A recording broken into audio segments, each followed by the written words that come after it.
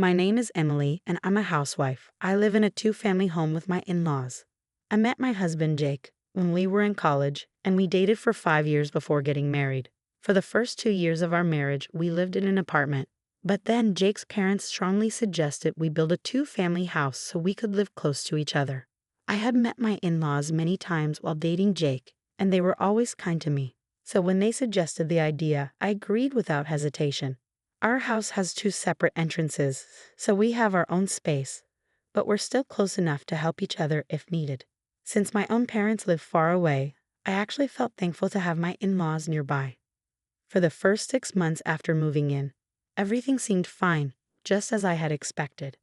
But then, one day, I broke out in hives all over my body.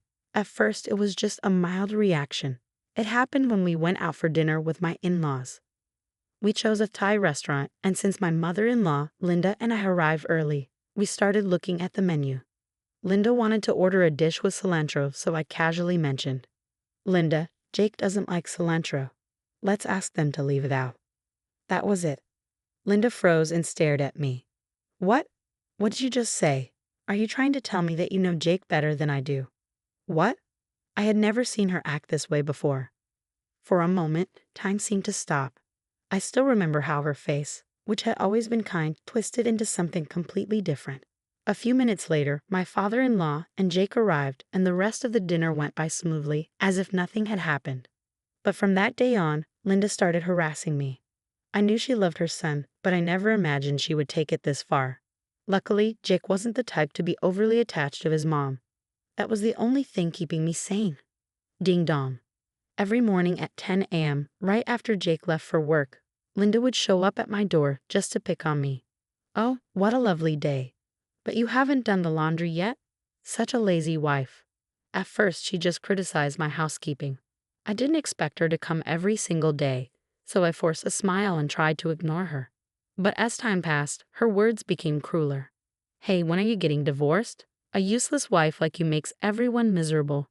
Jake's only mistake in life was marrying you."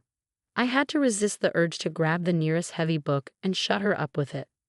I tried to stay calm, forcing a smile while she insulted me for hours until she finally left. But when she saw I wasn't reacting, she changed her strategy. She started acting overly sweet whenever Jake was around, talking to him in a high-pitched, childish voice that gave me goosebumps. Her insults also became worse. "I feel so bad for Jakey, having to eat this awful food. Jakey leaves early every morning because he wants to get away from you." Before I knew it, she had started calling him Jakey. "That's not what you should feel bad about, lady, but whatever." She really needed to shut up. I hated conflict, so I tried to avoid her. I started going out when she came over, but then she wouldn't stop calling me. And when I finally got back home, she'd be waiting outside yelling at me. I was getting exhausted. How long could I keep putting up with this? I knew I couldn't avoid this forever. I didn't want to tell Jake about it because I hated drama, but my body reacted. I broke out in hives. I thought about finally telling him, but Linda always turned back into the sweet, caring woman she used to be whenever he was around. What a monster.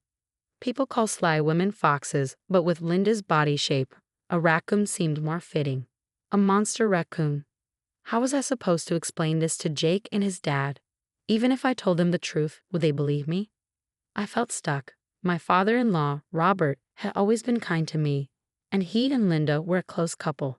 If he found out what she was really like, it would crush him. Maybe it was better to just put up with a few hours of this monster raccoon's bullying every day. Maybe she'd get bored and stop eventually. One day, while I was thinking about all this, Jake had to go to a client dinner. He left his car at the office and took a cab home. Since he didn't have his car, his boss told him he could come in late the next morning. So for the first time in a while, we had a quiet morning together. Jake was always in a rush, so it was nice to sit down for breakfast with him. I even made something a little fancier than usual. Jake, being the social guy he was, kept me entertained with stories from the client dinner. After breakfast, he went to the bathroom. Ding dong. Linda was at the door.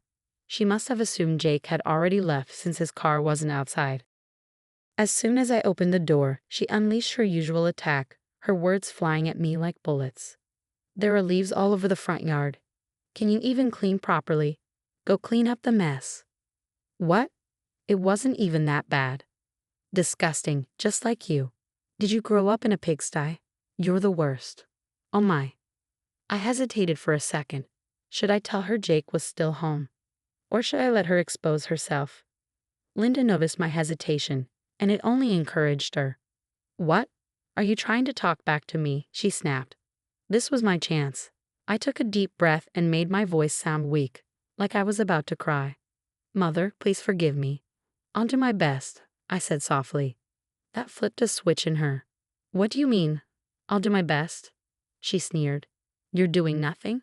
You're useless, useless. And just like that, she dug her own grave. I tried to sound even more like I was about to cry. Oh, please don't, I begged, but inside, I was having way too much fun. Don't touch me, you filthy woman. How many times do I have to say I hate you? Can you believe that my precious Jake has to eat the disgusting meals you cook? Just divorce him already. I don't care if he marries a monkey or a pig, as long as it's not you. You call me filthy, but you're fine with your son marrying a pig. That makes no sense. I was doing everything I could to hold back my laughter, and then it happened. The sound of a toilet flushing. Linda froze. Her eyes widened in shock. No way. I dropped to the floor, covering my face because I was about to burst out laughing. Mom, what was that? Jake stepped out of the bathroom, his face dark with anger. Linda turned pale. Jake, why are you here? That's my question. What are you doing here? And what the hell were you just saying? No, Mom, I was just. But why are you here? I don't start work until later today. But more importantly, why are you saying such awful things to Emma? You always act like you two get along.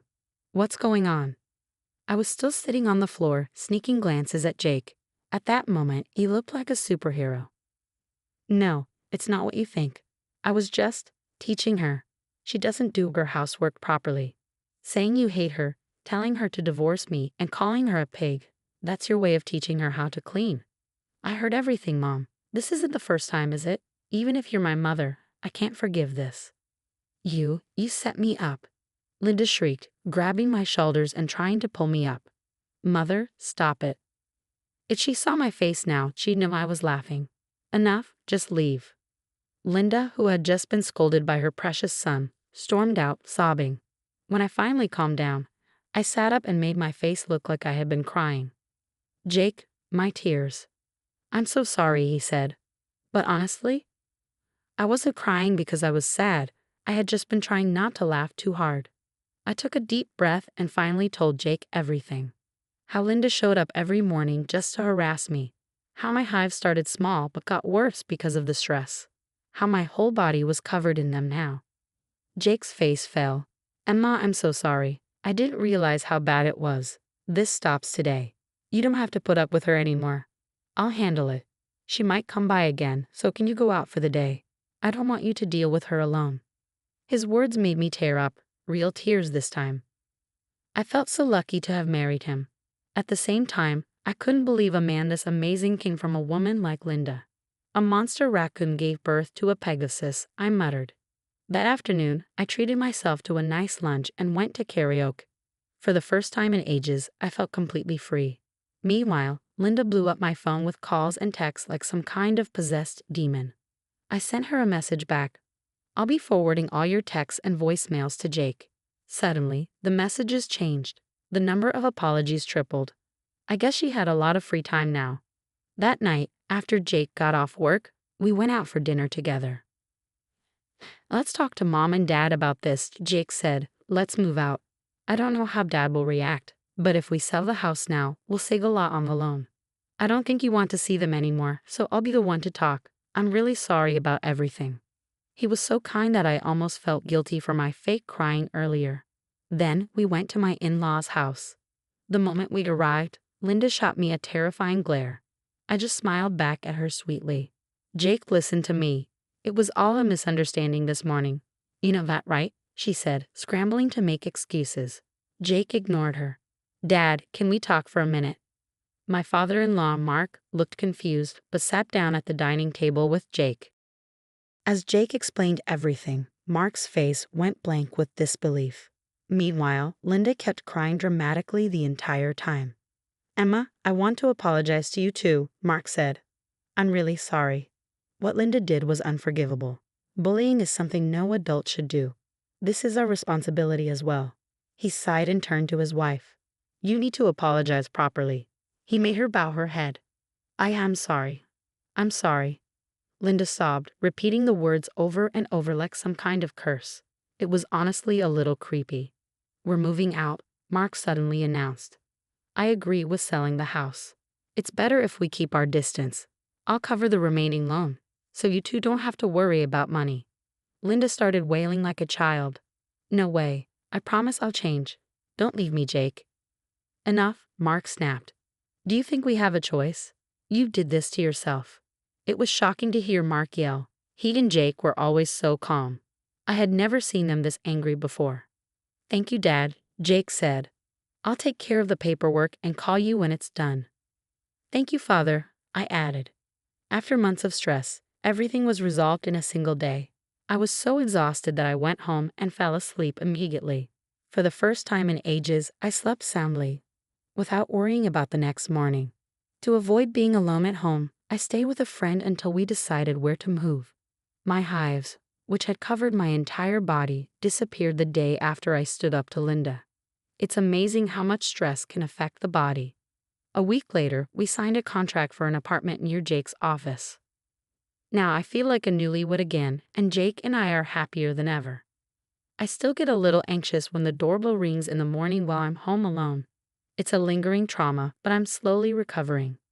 I heard that Mark and Linda also moved into an apartment. Luckily, the house sold for a great price, and Mark was able to pay off the loan. Linda was depressed for a while and refused to do housework, but Mark scolded her until she got back to her chores. He also made her get a part-time job, saying they still had expenses to cover. I feel bad for her future coworkers. They're in for a rough time. Mark also refused to tell Linda where we live. That fact alone makes me feel safe. The other day, I saw Linda for the first time in months at my sister-in-law's wedding. She had lost a lot of weight. I tried to say hello, but as soon as she saw me, she got scared and ran away. I guess the timing of Jake being in the bathroom that day was truly a miracle. Now, my mornings are peaceful, the doorbell stays quiet, and I can finally relax. For the first time in a long time, I feel truly happy.